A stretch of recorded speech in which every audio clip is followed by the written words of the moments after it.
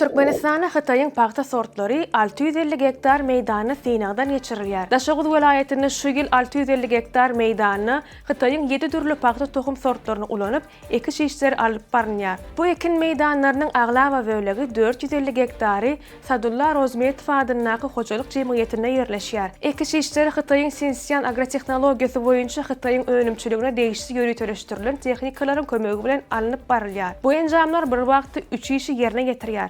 Tohumu serpmek, onu polietilen plyonka bilen örtmek we damjalaýan sowuruş ulgamynyň turbalaryny ýerleşdirmek. Hojalyk başlygynyň orunwasary mejlisiň deputaty Resul Sadullaýewiň sözlerine görä, Xitayň paxta sortları ýokary hasyllygy, guruklyga çydamlylygy we süýümiň ýokary hil bilen adaty sortlardan tapawutlanýar. Sizi dünýäniň hemde ýurdumyzyň täzelikleri gyzyklandyrýarmy?